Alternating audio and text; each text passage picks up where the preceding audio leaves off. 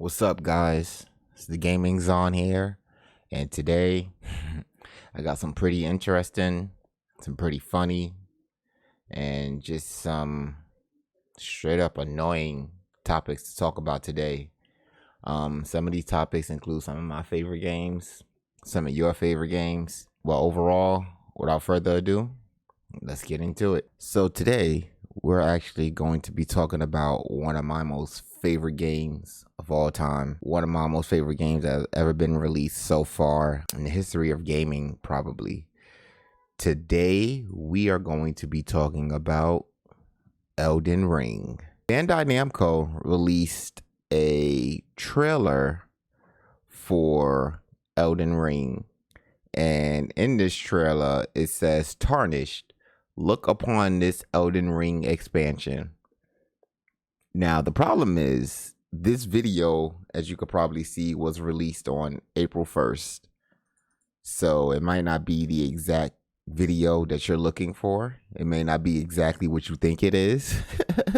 But let's watch it together and see exactly what it is that FromSoft is blessing us with.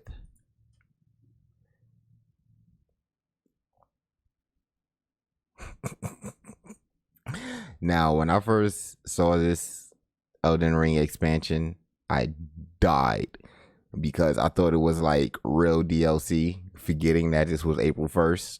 I really thought this was real, and it wasn't. So I'm definitely the fool for this April 1st. But we all know that Elden Ring actually do have real DLC coming out. The name of the DLC is Shadow of Erdtree. Don't have a specific date of when it's coming out, but I can't wait. And to be honest, I try to stay away from trailers and stuff like that, because sometimes a trailer will show you the whole movie, the whole game, show you everything what it's about.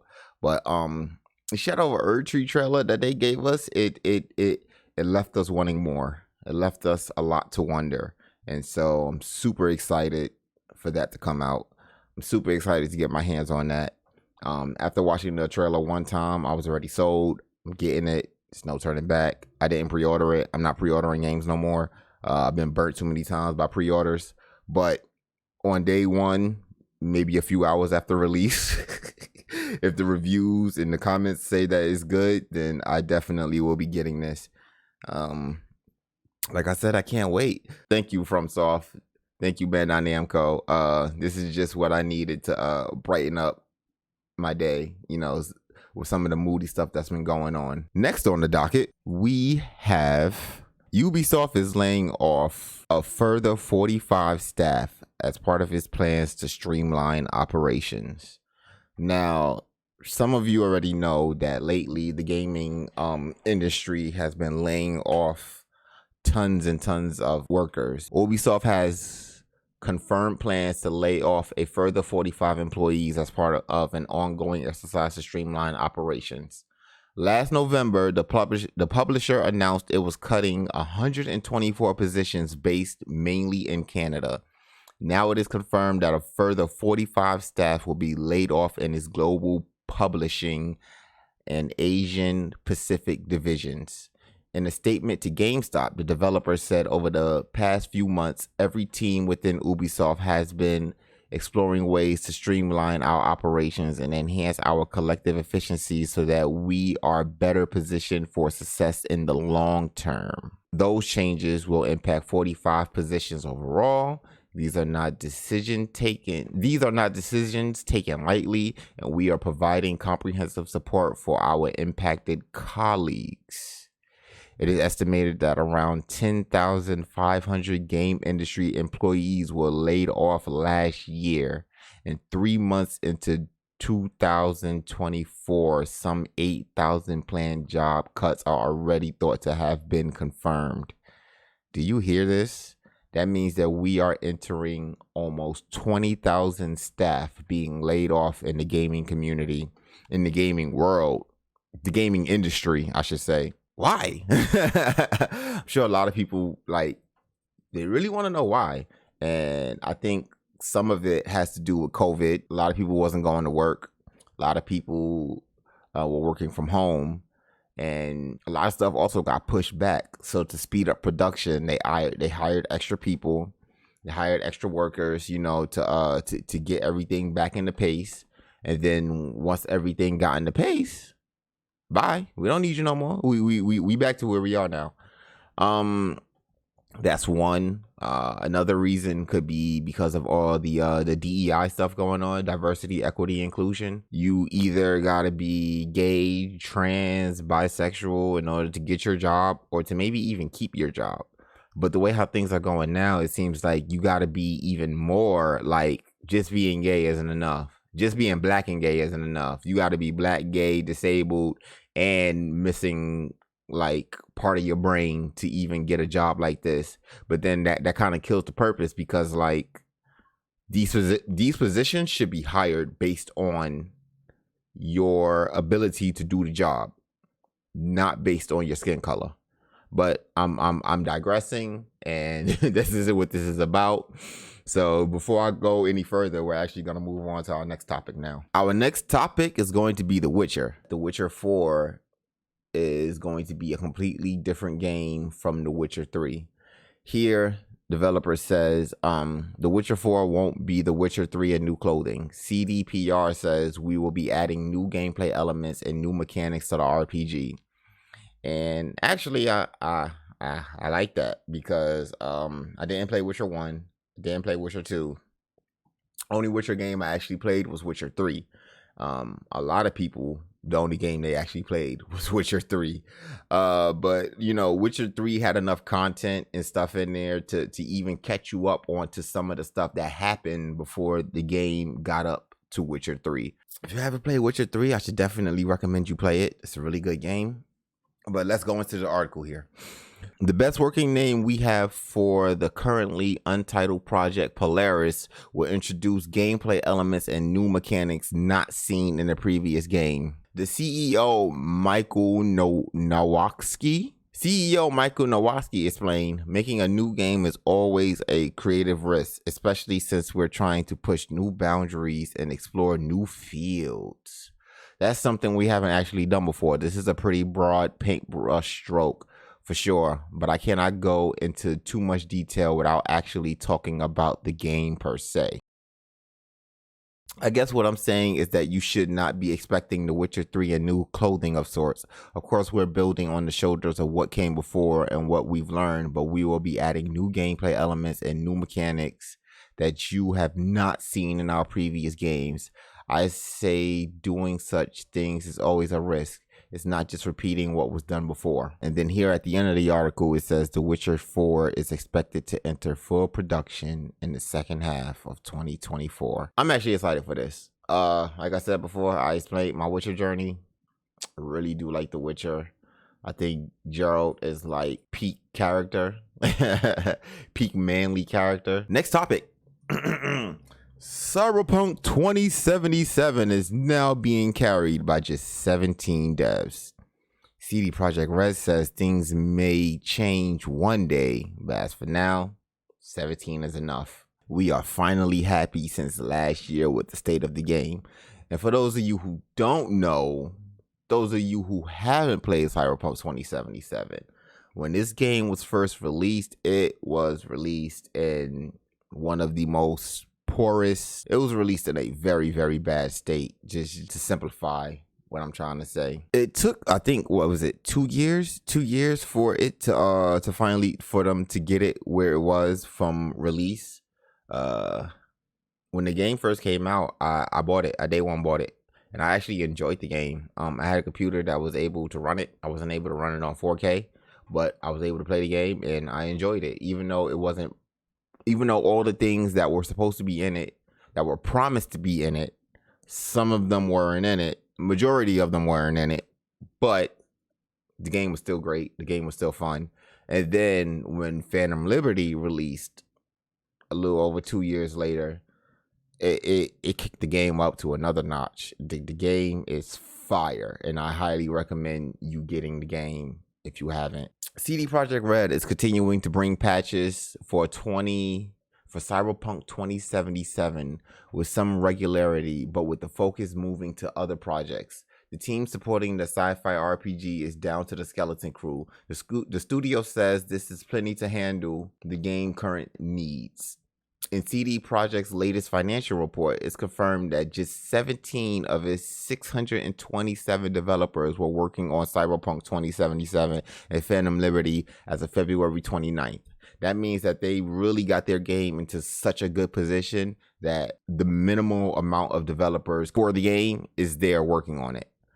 We actually have a little small chart right here. Let me see if I can zoom in some.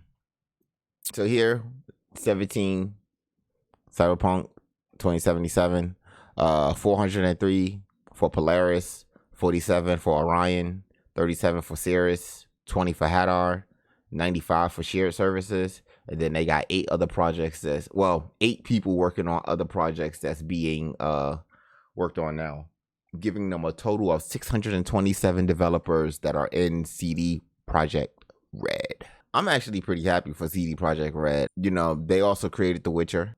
Outside of the bumps, the hiccups that they tend to run into when games are first released, they do a good job as far as fixing their mess. Something that other games can't say.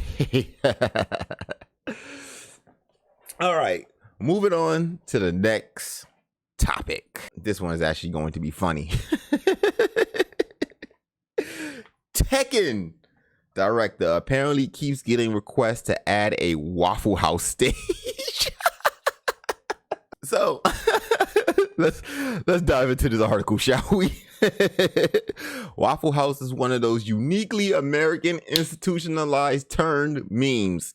The 24/7 chain is not only a place where you can order a breakfast combo at 3 a.m., but where unruly customers have been known to show up ready to throw hands and sometimes chairs. Given its notoriety for late night brawls, it's exactly the type of setting that would make for a perfect backdrop in a fighting game like Tekken 8. And apparently, fans have been acquiring longtime director Katsuhiro Harada puts it on X this weekend asking what the deal is with all the Waffle House stuff. So this is his tweet right here. Let's go to the link. So this is the link right here. He says, okay, I will ask once about this request. Why do some communities send me requests for Waffle House? Please be sure to explain the basis for the request, including the original story, history, and background. I look forward to the explanation from someone who knows more. Now, this is hilarious because, as we all know, Harada is, I believe he's Asian, right? Excuse me, pardon me if I get that wrong. I believe he's Asian, so that means he's in the Eastern. He's in the East. God, I don't want to sound stupid when I say this. Yeah. Okay. Harada is a maker in the East. And so I'm not exactly sure if Waffle House is in Asian countries. So no, he wouldn't know the story behind Waffle House and what goes on at Waffle House. Look, take it from me, from someone who lived in the South. I think Waffle House is okay, right? I don't think it's like in the South, people love Waffle House. I'm talking about that's like the creme de la creme to them.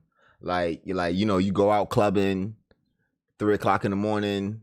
The only place that's open, Waffle House. Get you some hash browns, some bacon, some eggs, a waffle, a pancake. Man, Waffle House was always pretty good. The topic says, anytime you go to Waffle House, you never know. You might catch some hands or you might catch some chairs. I guess it depends on who's there at the time. So following up with this tweet, right? Harada said in another post, the restaurant has both the trademark and the rights to the restaurant. So if the restaurant chain's headquarters refuses to accept his proposal, it will not happen. Waffle House now has the opportunity to do something pretty funny here.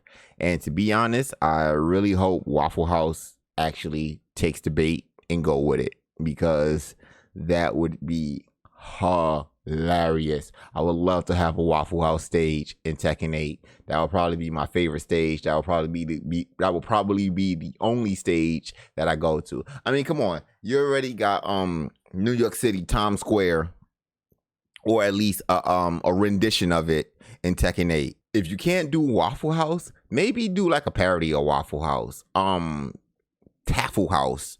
Baffle House. I don't know. I definitely say you guys should go for it. And speaking of Tekken, this is our final story here. For our final story, we roll back up to Tekken. Tekken 8 players are expressing frustration at the addition of a new Tekken Fight Pass. Now, some of you don't know me because I just started this YouTube thing. So, real quick, before I get into this article, I'm going to explain my stance on microtransactions, battle passes, or anything else that falls in that category. All right, so here we go. I hate it all. I hate it all. Why am I paying $70 for a full game to only then have to pay extra money to get the rest of the stuff that was already supposed to be in the game? Can somebody please explain that to me? I mean, I understand how it got started, but what I'm trying to understand is, why is it still going on? Actually, I can answer that too. Because people keep buying it. If some people were smart enough to understand that voting with your wallet is how these things happen, then we probably might see a little less of this stuff. Real quick, I want to go on a tangent about Dragon's Dogma 2. That game came out of nowhere with the microtransactions and it actually got a lot of backlash because of it. Tekken 8, the game released with no microtransactions. In fact, let's go ahead and talk about it right here. During the recent Tekken Talk stream, the game developers revealed that the Tekken Fight Pass is coming to the game. According to the feature's description, the Fight Pass will work like battle passes in live service games, in which during the specific period, players can increase their level by completing daily and weekly missions and online matches, allowing them to obtain various items. As with most of the other games, battle passes, the Tekken Fight Pass will have a free tier and a paid premium tier, where items are even more luxurious and players can earn Tekken coins to buy items in the Tekken shop. The announcement has angered some players who feel that having already paid $70 for the base game, they're now seeing other microtransactions being added post-launch. Tekken 8 launched on January 26th, and around a month later, Bandai Namco then added microtransactions to the game, along with the Tekken shop where items could be bought for real money. According to the YouTube users' comments under the stream and numerous highly upvoted posts in the Tekken subreddit, however, many players feel the latest edition of the Battle Pass is a step too far. Disappointed, says a YouTube user. Would have never bought the collector's edition had I known that you guys would patch in microtransactions and battle passes. At least Street Fighter 6 has the decency to say this up front. You should be ashamed. And honestly, I think you should be ashamed, because Tekken is one of those games where one of the best things about Tekken were the customizations. And usually when you buy a Tekken game, all of the customizations are in the game. So if you wanted to dress up Nina in a suit, if you wanted to dress up Nina in a wedding dress, if you wanted to next dress up Nina in a bikini, clearly Nina is my favorite character since I keep mentioning her. I love her. But if you wanted to do any of those things, you could do it. You could still do it in Tekken 8. The problem is, instead of them just patching the new costumes and stuff into the game like they used to do over previous iterations of Tekken, they're now making you pay for it. They're basically saying, hey, give us your money if you want more costumes. Give us your money to go back to the old ways of doing things. Now, the problem with that is, like this guy just said, what's the point of buying the collector's edition if you're just gonna charge me more money for it? None of these numbers are confirmed. I'm just throwing them out. I mean, the internet is right here, so I could just check, but I'm just speaking off the dome right now. No script. The game itself is about $70. Collector's edition is probably an additional $20, bringing the game up to $90. 9 times out of 10, this battle pass that's gonna come out is gonna be anywhere between $10 to $30, depending on what's in the content of the battle pass. So now you're basically saying that I essentially got to pay over $100 just to get all my content in a game. This is why some gamers are getting fed up with the gaming industry, especially me. Things like this are the reason why I created a YouTube channel, to talk about this stuff, to let other producers, developers know we don't enjoy this. And if you guys keep doing this, we will stop giving you guys our money. I didn't buy Tekken 8. The only reason I didn't buy Tekken 8 is because I'm a broke boy and I didn't have the money to get it at the time. But now that I'm hearing all this information, I'm not sure if I'm going to get Tekken 8. Unless it gets better, I'm not sure if I'm getting this game. So, thank you guys for chilling with me, for going over some news, for talking about this stuff. If you guys made it this far, please like, comment, share, subscribe. If you didn't, still please like, share, comment, subscribe. I really appreciate doing this stuff with y'all. I really enjoy doing this stuff, and honestly, I can't wait to keep going. This is video 2 out of 100, and we're going to keep going. Have a good day, guys. Catch y'all later. Peace.